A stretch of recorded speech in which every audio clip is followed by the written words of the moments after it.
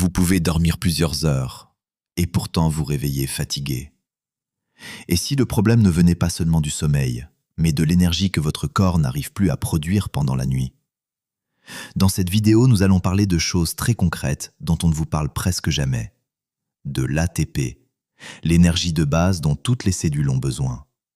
De minuscules structures appelées mitochondries. De la température de la chambre. De l'alcool, même en petite quantité. Du sucre et de l'hydratation pendant la nuit. De la perte de masse musculaire.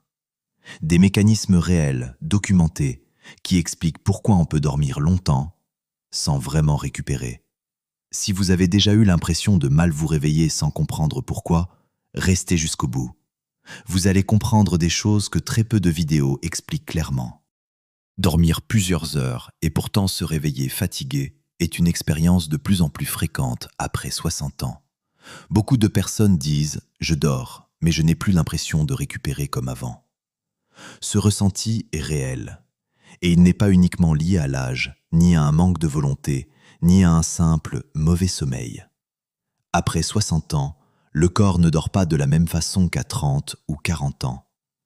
Le temps passé au lit peut rester le même, mais la qualité biologique du sommeil change progressivement. Le sommeil est composé de plusieurs phases. Certaines servent surtout à se reposer mentalement, d'autres permettent au corps de récupérer physiquement, réparer les tissus, recharger l'énergie, réguler les hormones. Avec l'âge, ces phases profondes ont tendance à devenir plus courtes, plus fragmentées, parfois moins efficaces. Résultat, on peut dormir plusieurs heures sans pour autant retrouver la sensation de repos profond au réveil. Ce n'est pas forcément visible sur une montre ou un réveil, mais cela se ressent dans le corps. Fatigue persistante, lourdeur au lever, manque d'élan dans la journée. Il est important de comprendre une chose essentielle. Le sommeil ne se résume pas à sa durée.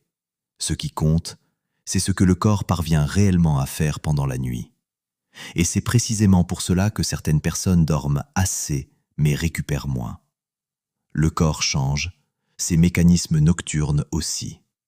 Dans la suite de cette vidéo, nous allons voir ce qui perturbe silencieusement la récupération nocturne après 60 ans, souvent sans que l'on s'en rende compte, et comment faire la différence entre un changement courant et un signal qui mérite plus d'attention.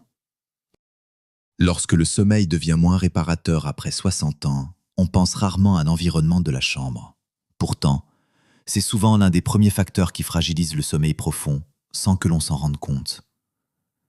Avec l'âge, le corps devient plus sensible aux stimulations nocturnes. Une température trop élevée, une lumière discrète mais persistante ou un bruit de fond peuvent suffire à fragmenter le sommeil, même si l'on ne se réveille pas complètement. La chambre idéale est une chambre tempérée, ni trop chaude ni trop froide. Un excès de chaleur oblige le corps à lutter pour réguler sa température, ce qui réduit la profondeur du sommeil et favorise les micro-réveils. La lumière joue également un rôle central.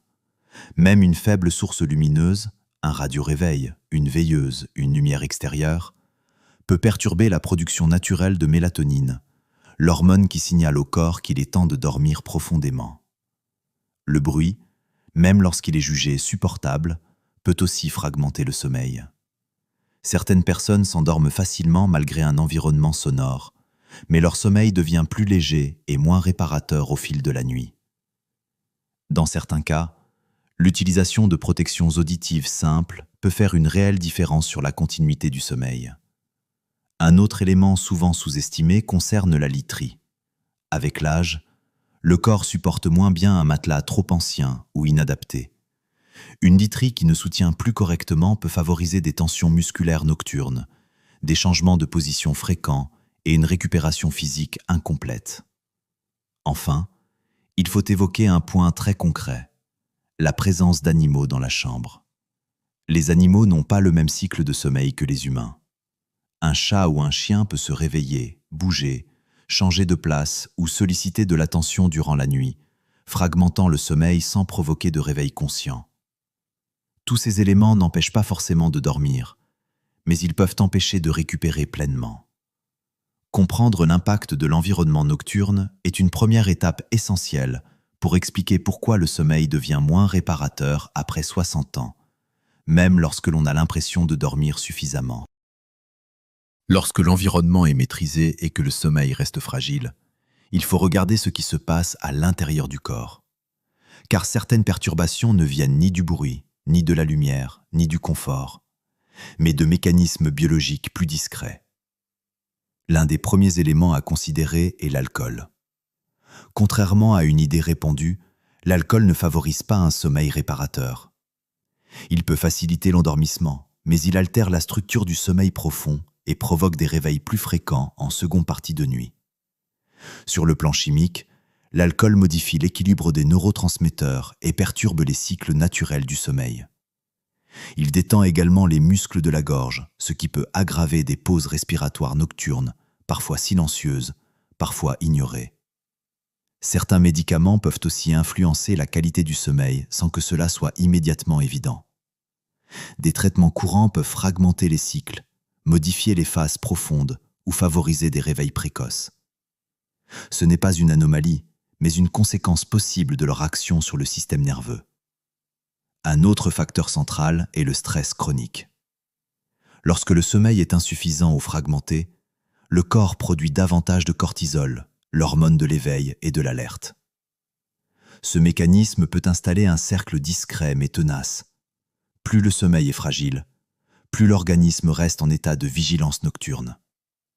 Ce phénomène peut s'exprimer par des réveils sans raison apparente, une difficulté à se rendormir ou une sensation de sommeil léger, même après plusieurs heures passées au lit. Il est important de comprendre que ces perturbations ne signifient pas que le corps fonctionne mal.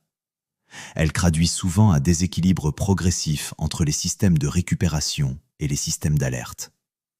Mettre des mots sur ces mécanismes permet de mieux comprendre pourquoi le sommeil change et surtout d'éviter de chercher des explications simplistes à un phénomène qui est, en réalité, multifactoriel. Lorsque le sommeil semble correct mais que la fatigue persiste au réveil, le problème ne vient pas toujours du sommeil lui-même. Il peut venir de l'énergie que le corps parvient, ou non, à produire pendant la nuit. La nuit n'est pas seulement un temps de repos. C'est aussi un moment où l'organisme fabrique son énergie de base, celle qui permet de récupérer, de réparer les tissus et de préparer le corps à la journée suivante. Cette énergie porte un nom, l'ATP. L'ATP est la forme d'énergie utilisée par toutes les cellules du corps. Chaque mouvement, chaque réparation, chaque contraction musculaire en dépend. Cette énergie est produite dans de minuscules structures présentes dans nos cellules, appelées mitochondries. On peut les comparer à de petites centrales énergétiques. Ce sont elles qui transforment ce que nous mangeons et respirons en énergie utilisable par le corps. Avec le temps, plusieurs choses peuvent changer. Le nombre et l'efficacité des mitochondries peuvent diminuer, notamment lorsque l'activité physique baisse ou que la masse musculaire se réduit. Or, les muscles sont l'un des principaux réservoirs de mitochondries dans le corps. Lorsqu'ils sont moins sollicités, l'organisme dispose de moins de capacité globale pour produire de l'ATP, donc moins d'énergie disponible pendant la nuit. Résultat, le sommeil a bien lieu, mais la récupération est incomplète. Le corps dort, mais il ne recharge pas pleinement ses réserves énergétiques. C'est pour cela que certaines personnes se réveillent fatiguées sans avoir l'impression d'avoir mal dormi. Le problème n'est pas toujours le sommeil, mais l'énergie que le corps n'a pas réussi à produire pendant la nuit. Ce mécanisme est encore peu expliqué, pourtant il joue un rôle clé dans la sensation de fatigue au réveil. Il existe un autre mécanisme souvent ignoré lorsqu'on parle de fatigue au réveil, le lien entre alimentation, hydratation et sommeil nocturne. Lorsque l'on consomme beaucoup de produits sucrés ou de boissons sucrées, surtout en fin de journée, cela peut perturber l'équilibre interne pendant la nuit. Une élévation de la glycémie oblige l'organisme à mobiliser davantage de liquide pour rétablir l'équilibre. Ce phénomène peut entraîner une déshydratation progressive, parfois légère, parfois plus marquée, sans soif consciente immédiate. Le corps compense alors pendant la nuit, ce qui peut favoriser des micro-réveils ou des réveils plus francs, même si on n'en garde pas toujours le souvenir au matin. Ces interruptions fragmentent la récupération nocturne. Le sommeil est présent, mais il devient moins continu, moins profond et donc moins réparateur. Ce mécanisme est bien connu dans certaines situations métaboliques, mais il peut aussi concerner des personnes qui ne se considèrent pas comme à risque. Il s'agit d'un équilibre subtil, souvent silencieux. Ce n'est pas une question d'interdiction ou de régime strict, mais de compréhension. Ce que l'on consomme influence parfois la nuit plus que la journée suivante. Lorsque ces facteurs s'additionnent, environnement, chimie du sommeil, production d'énergie, équilibre hydrique, le corps dort mais ne récupère plus pleinement. Une question revient souvent. Comment savoir si cette fatigue au réveil est simplement un changement courant ou si elle mérite plus d'attention?